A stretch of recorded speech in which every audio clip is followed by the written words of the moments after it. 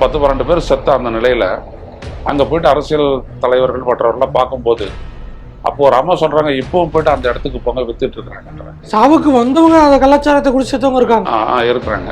அப்போ இது என்ன, இவ்வளவு தூரம் ஒரு அட்டென்ஷனை கொடுக்கக்கூடிய ஒரு விடயத்துல தடுக்கிறதுல ஏன் அந்த அட்டென்ஷன் இல்லை? போதைப் பொருளை தடுக்கணும் அப்படின்னோம்னா இப்போ மலேசியா சிங்கப்பூரை வெற்றி பெறல, அவங்களுடைய இளைஞர்களுக்கு வேலை கொடுக்க தயாரா இருக்காங்க, வாழ்க்கை மேம்பாட்டிற்கான எல்லா திட்டங்களும் இருக்கு. எனவே அவங்க காப்பாற்ற நினைக்கிறாங்க சமூகத்தை. அப்படியான ஒரு பார்வை இங்க இருக்கிற அரசியல் கட்சிகளுக்கோ ஆட்சியாளர்களுக்கோ இல்லை. இதை விசாரிக்கக்கூடிய தகுதியை பார்த்தீங்க அப்படின்னோம்னா மாநில காவல்துறை இழந்து விட்டது. இதை சிபிஐக்கு மாற்றப்பட்ட இந்த வழக்கை குறைந்தபட்சம் ஒரு 6 மாத காலத்துக்குள்ள இதை முடிக்கணும் அப்படின்னு சொல்லிட்டு நீதிமன்றம் சொல்லியிருக்கணும். முடிஞ்ச மறுபடியும் இதை மாநில அரசுகிட்ட கொடுத்தாங்கன்னா என்ன ஆகும் அப்படின்னீங்கன்னா அதற்கு பிறகு நியாயம் கிடைக்கிறதுக்கான வாய்ப்பு இருக்காது. ஏன்னா இதில் சம்பந்தப்பட்டதெல்லாம் மாநில அரசியல்வாதிகள், அரசியல், காவல்துறை.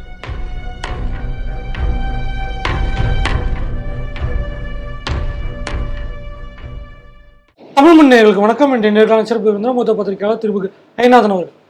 வணக்கம். வணக்கம். அதிமுக தொடர்ந்த வழக்கு கள்ளக்குறிச்சியில் கள்ளச்சாராய மரணம் தொடர்பாக சிபிஐ விசாரணை வேணும் அப்படின்னு மெட்ராஸ் உயர்நீதிமன்றத்தில் அதிமுக சார்பாக தாக்கல் செய்யப்பட்டிருந்துச்சு. பல்வேறு மனிதநல ஆர்வலர்கள் அதில் மனுதாரர்களாக சேர்ந்துக்கிட்டாங்க. அந்த விசாரணை நடைபெற்று இருந்துச்சு. இன்னைக்கு சிபிஐ விசாரணைக்கு இந்த வழக்கை மாற்றி மெட்ராஸ் உயர்நீதிமன்றம் தீர்ப்பளிச்சிருக்குது. இந்த தீர்ப்பு நீங்க எப்படி பாக்குறீங்க? ஆமா, இந்த வழக்கு அஇஅதிமுகவோட சேர்ந்து பாட்டாளி மக்கள் கட்சியும் போட்டாங்க. அதையும் குறிப்பிடணும். மிக ஒரு நல்ல ஒரு தீர்ப்பு. ஏனென்று கேட்டால் இதுல ஈடுபட்டவர்கள் அப்படின்னு நீங்க பாத்தீங்க அப்படின்னோம்னா ஆளுங்கட்சியை சேர்ந்தவர்கள் இருக்காங்க. அதை அண்ணா திராவிட முன்னேற்ற கழகத்தை சேர்ந்த உறுப்பினர்கள் சட்டப்பேரவையிலும் பேசினார்கள். ஆனால் நடவடிக்கை எடுக்கப்படாமல் இருந்த ஒரு நிலையில் அங்கே இருக்கக்கூடிய காவல் நிலையத்திலிருந்து ஒரு 300 மீட்டருக்கு உட்பட்ட ஒரு பகுதியில் விற்கப்பட்ட அந்த கள்ள விஷச்சாராயம், அதனால் 66 பேர் உயிரிழந்தது, எல்லாவற்றையும் சேர்த்து இதை விசாரிக்கக்கூடிய தகுதியை பார்த்தீங்க அப்படின்னோம்னா மாநில காவல்துறை இழந்து விட்டது. அது பண்ணாங்க அப்படின்னோம்னா இதில் உள்ளபடி ஈடுபட்டவங்களை எல்லாம் தண்டிக்க முடியாது, சட்டத்தின் முன்னால் கொண்டு வர மாட்டார்கள் என்று நீதிமன்றம் உறுதியாக நம்பியதனுடைய விளைவு இந்த வழக்கு சிபிஐக்கு மாற்றப்பட்டிருக்கிறது. ஆனால் என்ன, இதை சிபிஐக்கு மாற்றப்பட்ட இந்த வழக்கை குறைந்தபட்சம் ஒரு 6 மாத காலத்துக்குள்ள இதை முடிக்கணும் அப்படின்னு சொல்லிட்டு நீதிமன்றம் சொல்லியிருக்கணும். அதுதான் இல்லாமல் போகும்போது, ஏன்னா சிபிஐ எப்பொழுதுமே ஒரு வழக்கை நீதிமன்றம் சொல்லும் போது எடுத்துடுறாங்க, ஏன்னா அவங்களுக்கு வேறு வழி இல்லை. ஆனால் அந்த விசாரணை பார்த்தீங்க அப்படின்னா அவங்க ஒரு ப்ரியாரிட்டி வச்சிருக்கிறாங்க. அதில் அது பின்னாடி வருது. இப்போ பார்த்தீங்கன்னா இந்த கோயம்புத்தூர் உள்ளிட்ட பகுதிகளில் பெண்கள் இந்த ஃபேஸ்புக்கில் கூப்பிட்டு நட்புன்னு சொல்லி பேசி அப்புறம் அந்த பெண்களை என்ன பண்ணாங்க, அந்த பாலியல் கொடுமைகளெல்லாம் நம்ம பார்த்தோம். ஆனால் அது தொடர்பாக இன்ன வரைக்கும் பார்த்தீங்க அப்படின்னா எந்த முடிவுமே இல்லை. அதுக்கு நடுவில் தேர்தல்கள்லாம் கூட போயிடுச்சு. பெரிய பாதிப்பு ஏற்படுத்துறது ஒன்றும் இல்லை. அதனால இப்போ இந்த வழக்கை பொறுத்த வரைக்கும் தூத்துக்குடி வழக்குலையுமே பெருசாக யார் மேலேயும் குற்றச்சாட்டு இல்லை அப்படிங்கிற மாதிரி. ஆமாம் ஆமாம் குற்றச்சாட்டு பண்ணியிருக்கிறாங்க. தூத்துக்குடினா நீங்கள் ஸ்டெர்லைட் துப்பாக்கிச்சூடு வழக்கு தான் சொல்றீங்க. அதில் நீங்கள் பார்த்தீங்கன்னா நீதிபதி அருணா ஜெகதீசன் அவர்கள் பல பேரை அவங்க சிபிஐ விசாரணையில யார் மேலேயும் குற்றம் இல்லை, அந்த காவலர் மட்டும்தான் அப்படின்னு ஒரே ஒரு ஆளோட முடிச்சுக்கிட்டாங்க. அதுவும் நடந்திருக்குது. ஏன்னா சிபிஐ போஃபோர்ஸ் பேருக்கு வழக்கிலே சாட்சியம் இல்லாதபடி அதை செஞ்சு போடிச்ச வரலாறுலாம் பார்த்தோம். பட் இருந்தாலும் ஒரு பெரிய இந்த நாட்டினுடைய ஒரு மிகப்பெரிய இன்வெஸ்டிகேட்டிங் ஏஜென்சியை நம்ம டிஸ்கிரெடிட் பண்ணக்கூடாது அப்படின்றது ஒன்று இருக்கு. எனவே இங்கே நம்ம என்ன கவனிக்கணும் அப்படின்னோம்னா, இது ஒரு காலகட்டத்துக்குள்ள முடிச்சாங்க அப்படின்னோம்னா அந்த மக்களுக்கு நியாயம் வழங்கப்பட்ட ஒரு உணர்வு ஏற்படாது. இப்போ இந்த வழக்குல மேல்முறையீடு போறதுக்கான சாத்தியக்கூறுகளும் இருக்கு. அப்படிங்கும்போது தமிழ்நாடு அரசு இதை ஏத்துக்கிட்டு விசாரணைக்கு அனுமதிக்குமா இல்லை மேல்முறையீடு போகுமாங்கிற ஒரு கேள்வி இருக்கு. ஏன் இந்த கேள்வி வருதுன்னா, அண்மையில் அந்த அண்ணா நகர் சிறுமி வழக்கிலையும் மெட்ராஸ் உயர்நீதிமன்றம் இதே நிலைப்பாடு எடுக்கும்போது சுப்ரீம் கோர்ட்டுக்கு அப்பீல் போய் ஃபார்மர் அட்டார்னி ஜெனரலை கூட்டு சீனியர் கவுன்சிலை கூட்டு முகில் ரோத்துக்கு கூட்டு வாதாட வச்சு அதை இப்போ எஸ்ஐடிக்கு மாற்றிட்டாங்க. அப்படிங்கும்போது இவங்க அப்பீல் போகிறாங்க அப்படிங்கிறத, அதனால் இதுக்கும் போக வாய்ப்பு இருக்குங்கிற ஒரு கேள்வி இருக்குல்ல. இல்லை, அப்பீலுக்கு போகிறாங்க அப்படின்னோம்னா தமிழக அரசு அவங்களுக்கு ஏன் அப்பீலுக்கு போகணும் அப்படின்ற ஒரு பெரிய கேள்வி எழுது. எதற்காக அப்பீலுக்கு போகணும்? இந்த நாட்டுடைய ஒரு பிரீமியர் இன்வெஸ்டிகேட்டிங் ஏஜென்சி அதுக்கிட்ட நீதிமன்றம் கொடுக்குது. அப்படி கொடுத்த பட்சத்தில் நீங்கள் ஏன் அதை மாற்றணும்னு நினைக்கணும்? ஒரே ஒரு காரணம் தான் இருக்க முடியும். நமது கட்சி பாதிக்கப்படும், அப்படின்னு அவங்க நினைச்சாங்கன்னா மட்டும்தான் அவங்க மேல்முறையீட்டுக்கு போய் இதை கொஞ்சம் இழுத்து அடிக்கலாம். இல்லை அப்படின்னோம்னா நேர்மையாக அது நடக்கட்டும் அப்படின்னோம்னா அவங்க இதெல்லாம் தலையிடக்கூடாது. இன்னும் சொல்லப்போனால் நம்ம கேட்ட மாதிரி ஒரு குறைந்த கால அளவுக்குள்ள அந்த வழக்கை முடிச்சு குற்றவாளிகளை வந்துட்டு சட்டத்தின் முன்னால் நிறுத்தணும் அப்படின்றது தான் ஒரு வேண்டுகோளாக இருக்க முடியும். அதை செய்கிறாங்களான்றதை பார்ப்போம்.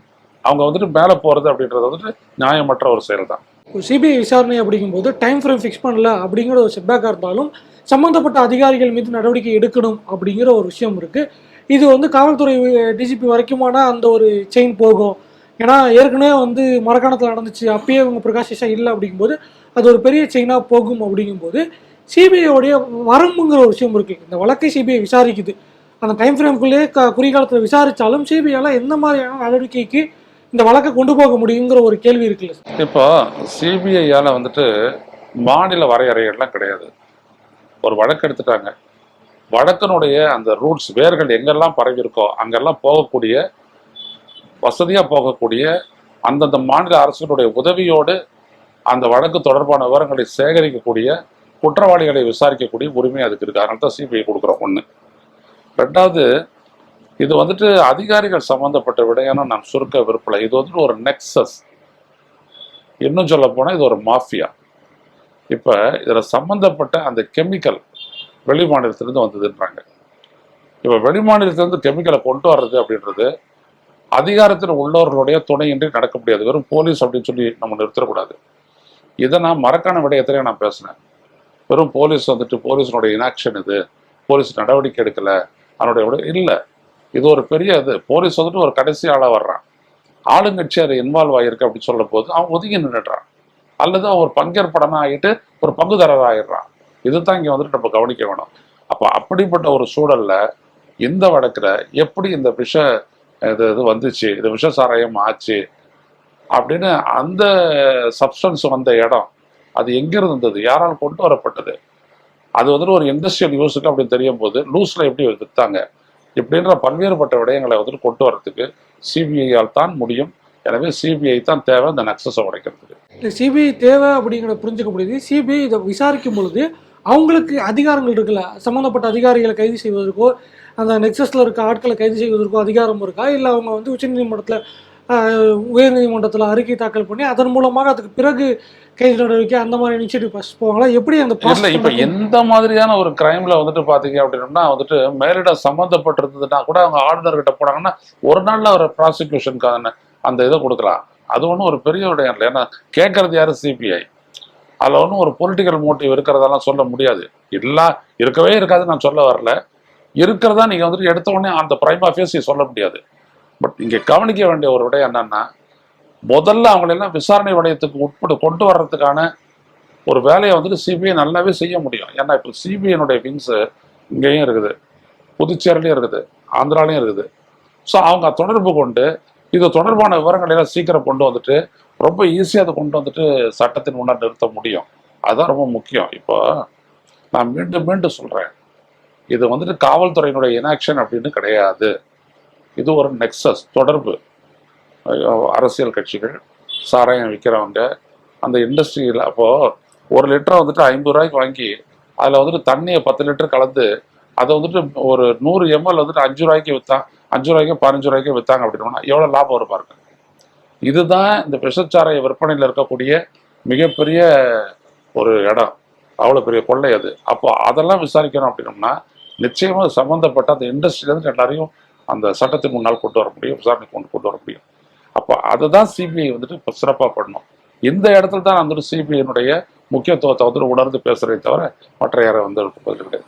இதில் இன்னொரு கேள்வி எங்கே வருதுன்னா, இந்த ஆட்சியில் 3-4 ஆண்டுகால ஆட்சியில் அரசியல்வாதிகளுக்கு பிரச்சனை வரும்போது, ஆளுங்கட்சியோ எதிர்கட்சியோ அரசியல்வாதிகளுக்கு வழக்குகள் சார்ந்து பிரச்சனை வரும்போது அவங்க எடுக்கிற அந்த அஃபர்மேட்டிவ் ஆக்ஷன்ஸை விட அதிகாரிகள் பாதிக்கப்படும் போது அவங்கள காப்பாற்றுவதற்காக எடுக்கப்படும் ஆக்ஷன்ஸ் வந்து அதிகமாக இருக்குது அப்படிங்கிற ஒரு விஷயம் பார்க்க முடியுது. ஏன்னா இப்போது வந்து இப்போ இருக்க அமைச்சர்கள் மேலே போட்ட சொத்துக்குவிப்பு வழக்காக இருக்கட்டும், இல்லை முன்னாள் அமைச்சர்கள் மேலே நடக்கப்படுற வழக்குகளாக இருக்கட்டும், அது வந்து அவ்வளோ இமீடியட்டாக போகிறது இல்லை. பெருசாக அது பேசு பொருளான பிறகு தான் அதுக்கான ஆக்ஷன்ஸ் வருது. ஆனால் ஒரு சின்ன காவல் ஆய்வாளர் பாதிக்கப்படுறாரு, அந்த வழக்கு காவல் ஆய்வாளருக்காக ஒரு உயர்நீதிமன்றம் ஒரு தீர்ப்பு கொடுக்குது, இல்லை ஒரு ரெவன்யூ ஆஃபீஸருக்கோ கொடுக்குறாங்கன்னா அதுக்கு உடனே இவங்க அப்பீல் போகிறது, பல லட்சம் சார்ந்து கொண்டு போய் ஒரு வக்கீலை வைக்கிறது அப்படிங்கிற நடைமுறை இருக்குது. அப்படிங்கும்போது இங்கே பியூரோக்ரஸி அப்பர் ஹேண்ட் எடுக்குதோ அப்படிங்கிற ஒரு கேள்வி இருக்குது. இந்த வழக்கிலையும் கிட்டத்தட்ட வந்து இப்போ அந்த சம்மந்தப்பட்ட எஸ்பிக்கு மறுபடியும் போஸ்டிங் கொடுத்துருக்காங்க. மாவட்ட ஆட்சியர் வந்து ஒரு தவறான தகவல் கொடுத்தாரு, அவர் மேலே நடவடிக்கை பெரிதாக இல்லை. அப்படிங்கும்போது இங்கேயும் வந்து அந்த பியூரோக்ரஸிக்காக கவர்மெண்ட் ஸ்டாண்டு மாறுறதுக்கான வாய்ப்பு இருக்குல்ல? பியூரோக்ரஸியை எப்பொழுதும் காப்பாற்றும். அதையும் விட முக்கியமாக போலீஸ் அவங்க காப்பாற்றுவாங்க. போலீஸ், இராணுவம் இது ரெண்டுத்தையும் வந்துட்டு அந்த கன்சர்ன்ட் கவர்மெண்ட்டு, உரிய அரசுகள் வந்துட்டு காப்பாற்றி தான் தீரும். ஏன் அப்படின்னோம்னா அதை விட்டால் அவங்களுக்கு வந்துட்டு சட்டத்தினுடைய அந்த அந்த அலுவலை செய்யக்கூடியவர்களை காட்டி கொடுத்தா மாதிரி ஆகிடும். அதுக்கப்புறம் ஒத்துழைப்பு அவங்ககிட்ட கிடைக்காது, மனப்பூர்வமான ஒத்துழைப்பு கிடைக்காது. அது மேம்போக்காக தான் இருக்கும். நான் இங்கே என்ன சொல்கிறேன்னா, இது காவல்துறையை மட்டும் அப்படின்னோம்னா காவல்துறையை வந்துட்டு விஷச்சாராயம் கள்ளச்சாராயத்தை ஒழிக்கிறதுக்கான விங்கே இருக்குது, அது அனுமதிக்காது. ஆனால் அதில் ஈடுபட்டவங்க அரசியல்வாதிகள், அவருடைய தொடர்புகள், அந்த வியாபாரிகள் அப்படின்னு வரும்பொழுது இதில் இருக்கக்கூடிய லாபம்னு தெரியும் போது அப்போ இதெல்லாம் வந்துட்டு இவங்க காப்பாற்ற முற்படுறது அப்படின்றது வந்துட்டு தேவையற்றது. இப்போ இந்த இடத்துல நீ தடுக்கிற வேலையை வந்துட்டு இந்த அதாவது கள்ளச்சாராய தடுப்பு பிரிவுன்னு ஒன்று இருக்குல்ல காவல்துறையில், அது என்ன பண்ணுச்சு? இல்லை, அது ரெண்டு விங்கையும் ஒன்றா மெர்ஜ் பண்ணி தானே இப்போ என்ஃபோர்ஸ்மெண்ட் வச்சுருக்காங்க. இல்லை, என்ஃபோர்ஸ்மெண்ட்ன்றது என்னதுங்க? சட்டத்தை வந்துட்டு நடைமுறைப்படுத்துறதுக்கு தான் என்ஃபோர்ஸ்மெண்ட்னு பேர். எங்கே என்ஃபோர்ஸ் பண்ணாங்க? நம்ம வந்துட்டு ஒரு பத்திரிகையாளராக அந்த மரக்காணத்திலையும் செங்கல்பட்டையும் நடந்த அந்த கள்ளச்சாராய சாவப்பவே எச்சரிக்கை கொடுக்குறோம். அப்போ 23 பேர் இறந்தாங்க. அந்த 23 பேரில் பெருவாரியானவர்கள் இந்த மீனவர்கள், அப்போ உழைப்பாளர்கள், இந்த மாதிரி ஆட்கள் தான். இப்போ இவங்களை சொன்னதுக்கு வந்துட்டு இந்த ஒரு அரசு நடவடிக்கை சரியாக எடுக்காததுக்கு காரணம் என்ன அப்படின்னோம்னா மாநில காவல்துறை. அவங்க வந்துட்டு ஒருத்தரோட ஒருத்தர் வந்துட்டு ஹேண்ட் இன் க்ளவ், இந்த அதிகாரி அந்த அதிகாரி அவர் இவர் அப்படின்னு சொல்லிட்டு அந்த ஒரு ஒத்துழைப்பு அப்படின்றது இருக்கும், அது தவிர்க்க முடியாது. அப்போ இவங்களை தாண்டி ஒரு இன்வெஸ்டிகேஷன் வந்துட்டு கொண்டு வரணும். அது கொண்டு வரும்போது அதற்கான முழுமையான ஒத்துழைப்பு அப்படின்றது மாநில அரசிடமிருந்து இருக்க வேண்டும். இல்லாமல் இருந்தால் இதை இவங்க காப்பாற்ற முற்படுறாங்க அப்படின்னு அர்த்தம். அதுதான் நான் முக்கியமாக சொல்ல வரேன். இன்னொன்று, அதிகாரிகளை காப்பாற்றுறதுன்னு வரும்போது இப்போ மணல் கொள்ளை தொடர்பாக விசாரிக்கை நடக்கும் போது 5 பேரை வந்துட்டு விசாரணை கிடைக்கப்பட்ட போது கூடாது அப்படின்னு சொல்லிட்டு கொண்டு இந்த அரசு நிற்குது. இப்போ சம்பந்தப்பட்ட ஐஏஎஸ் ஆஃபீஸர் போல தமிழ்நாடு அரசு போச்சு. ஆமாம், நான் கேட்குறது என்னன்னா, அந்த இடத்துல வந்துட்டு ஆத்து மணலை காப்பாற்றுவதற்கும் ஆத்து மணல் எவ்வளோ தூரம் எடுத்து பயன்படுத்தலாம் விற்கலாம் அப்படின்றதுக்கும் வரையறையை யார் வழியாக நிர்ணயிச்சுங்க? மாவட்ட ஆட்சியர் வழியாக. மாவட்ட ஆட்சியர் கூட்டு விசாரணைக்கு உட்படுத்த முடியாதுன்னு கூடாதுன்னு சொல்லி நீ ஏன் வாதிடுற? அப்போ நீங்கள் அவங்களையும் காப்பாற்றுறீங்க, அதன் மூலமாக அங்கே நடந்த அந்த கொள்ளையும் மறைக்க பார்க்குறீங்க தானே? இப்போது ஈடி வந்துட்டு அதை வச்சு ரொம்ப ஆழமாக விசாரணை முடிச்சு விசாரணை பண்ணி கிட்டத்தட்ட 23 மில்லியன் டன் அப்படின்னு சொல்கிற அளவுக்கு மணல் கொள்ளை வந்துட்டு கணக்கில் வரல அப்படின்றதுடைய அர்த்தம் தான்.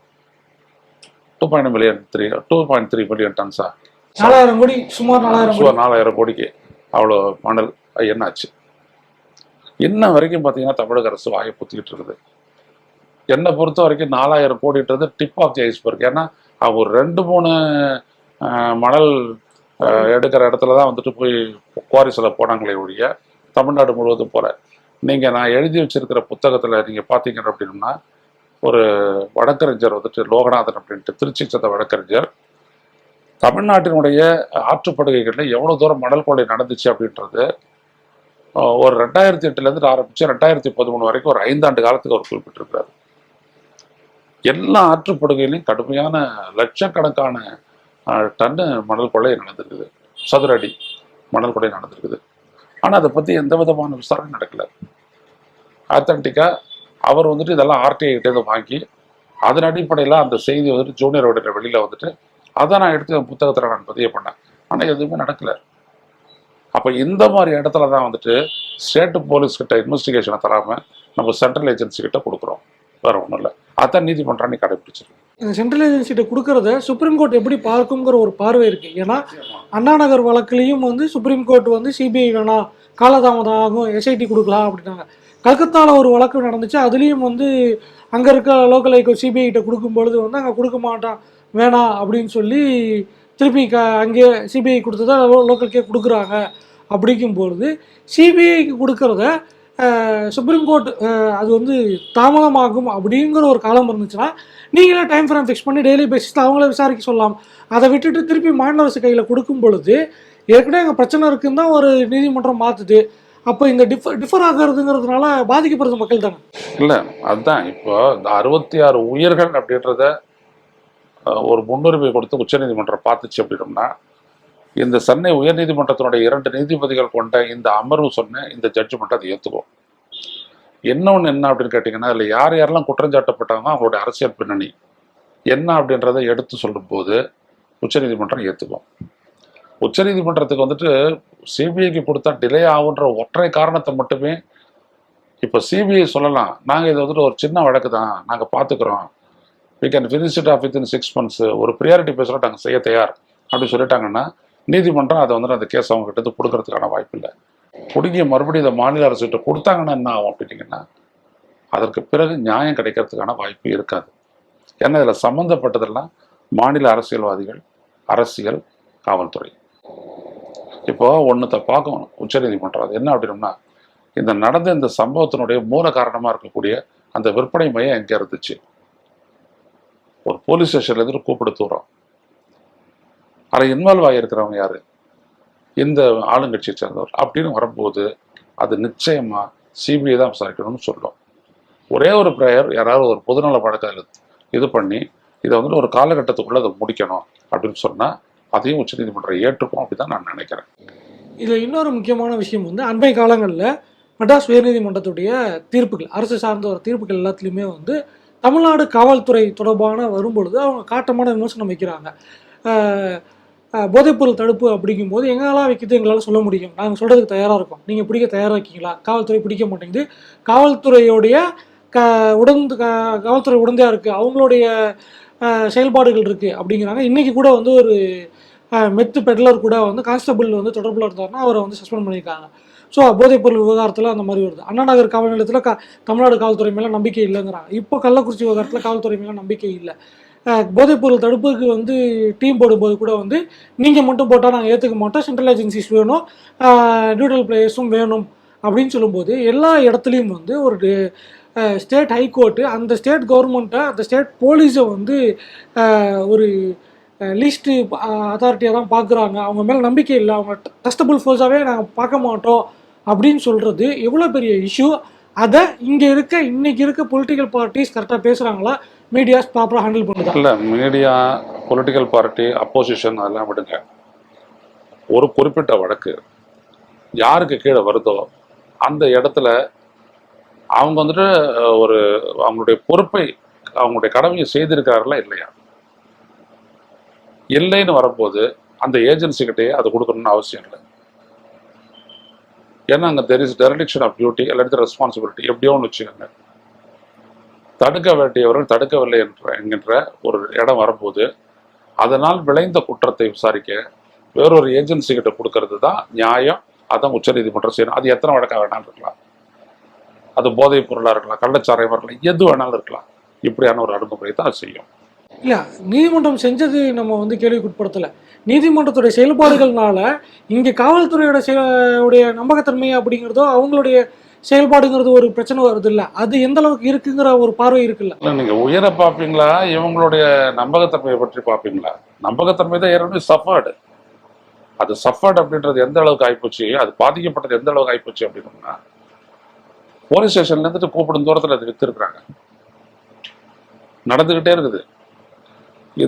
அதில் சிலர் செத்து ஒரு 10-12 பேர் செத்த அந்த நிலையில் அங்கே போயிட்டு அரசியல் தலைவர்கள் மற்றவர்கள்லாம் பார்க்கும்போது அப்போ ஒரு அம்மா சொல்கிறாங்க, இப்பவும் போயிட்டு அந்த இடத்துக்கு போங்க, வித்துட்டு இருக்கிறாங்கன்ற. சாவுக்கு வந்தவங்க அந்த கலாச்சாரத்தை குறித்து செத்தவங்க இருக்காங்க இருக்கிறாங்க.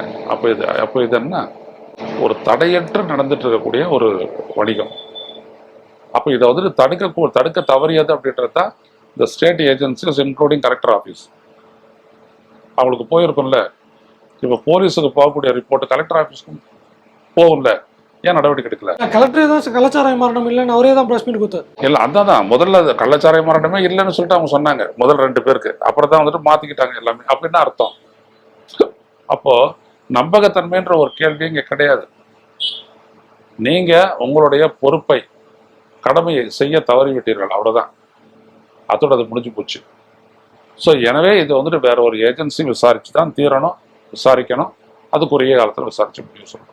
இறுதியாக ஒரு கேள்வி சார், இப்போ லீகல் ஆஸ்பெக்டில் இவ்வளோ விஷயங்கள் நம்ம பேசியிருக்கோம், என்ன நடந்துச்சு, என்ன நடக்க போகுது, என்ன நடக்கணும் அப்படிங்கிற விஷயங்கள்லாம் பேசிட்டு இருக்கோம். பட் தமிழ்நாட்டில் இந்த மாதிரியான விஷயங்கள் வந்துகிட்டு இருக்கு, தொடர்ச்சியாக ஒரு வருஷமும் வந்து சில உயிர்கள் போகுது. அப்படிங்கும்போது சோசியல் ஆஸ்பெக்டில் எதனால் இந்த பிரச்சனை நடக்குது, அதை தவிர்க்கிறதுக்கான வழிகள், இப்போது தப்பு நடந்த பிறகு வந்து பாதிக்கப்பட்டவங்களுக்காக ஒரு நியாயம் வாங்கி கொடுக்கறது, சம்மந்தப்பட்ட அதிகாரிகளோ வித்தவங்க மேலே நடவடிக்கை எடுக்கிறதுங்கிறத தாண்டி உயிர்கள் போகாமல் தடுக்கிறதுக்கான ஒரு விஷயம் இருக்குல்ல, அதை நோக்கி நம்ம செய்ய வேண்டிய விஷயங்கள், அதில் செலுத்த வேண்டிய கவனங்கள் என்னது?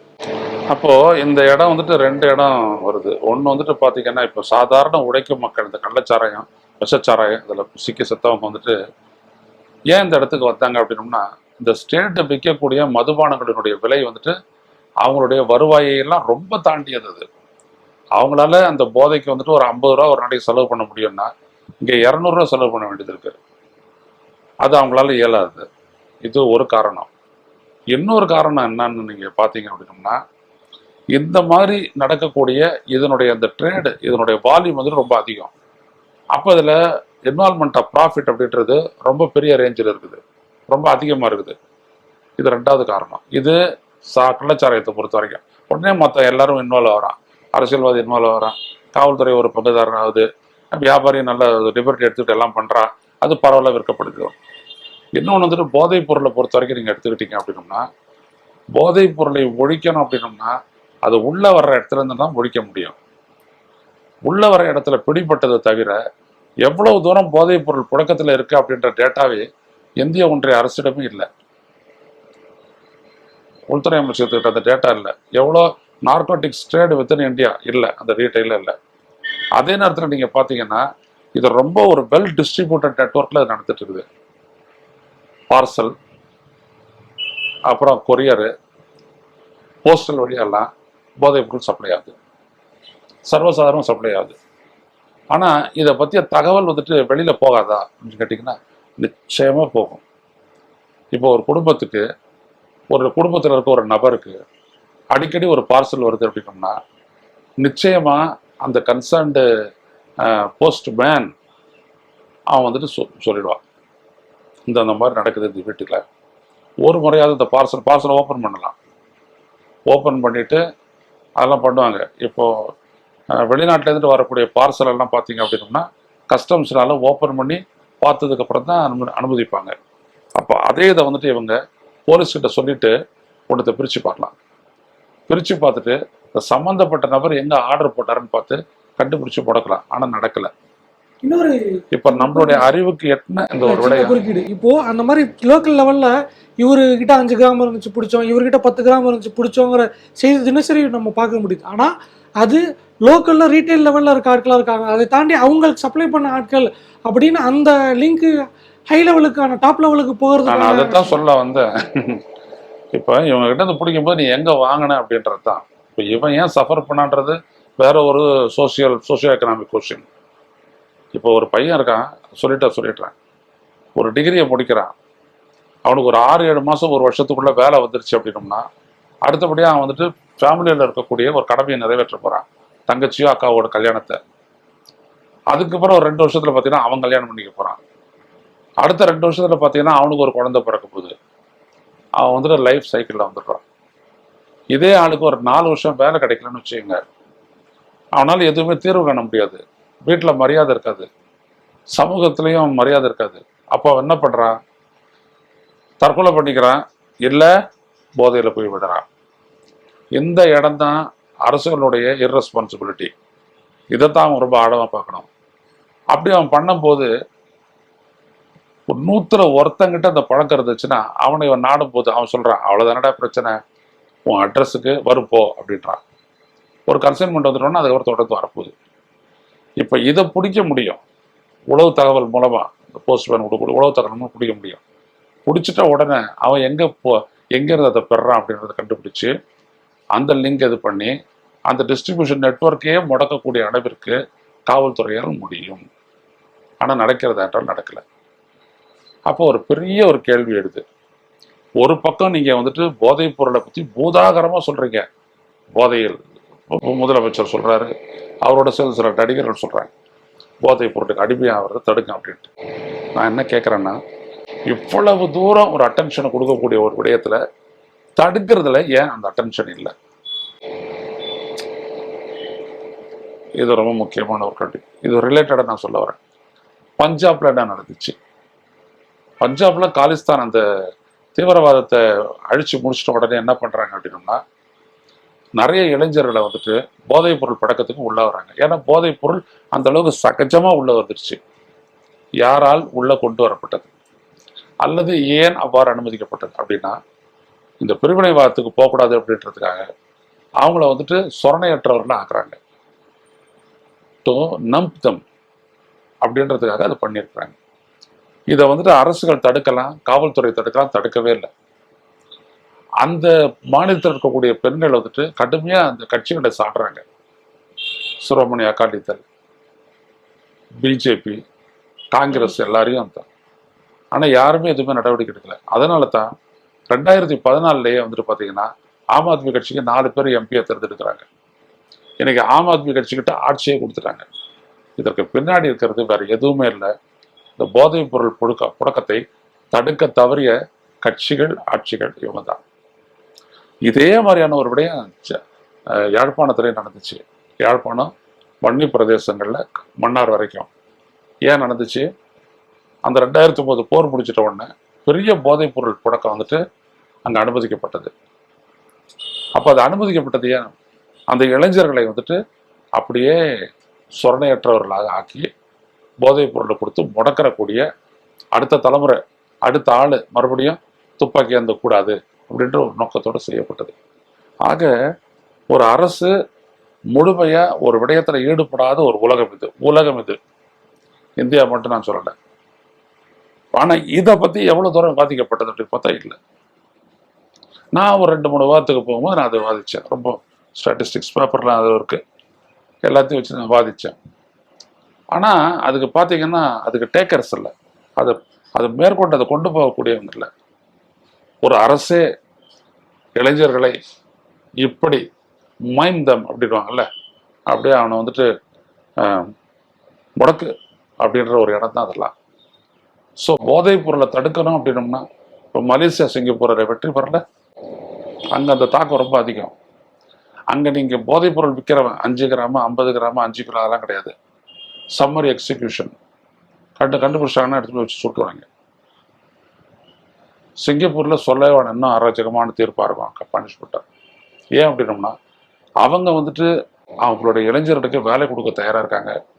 வாழ்க்கை மேம்பாட்டிற்கான எல்லா திட்டங்களும் இருக்கு. எனவே அவங்க காப்பாற்ற நினைக்கிறாங்க சமூகத்தை.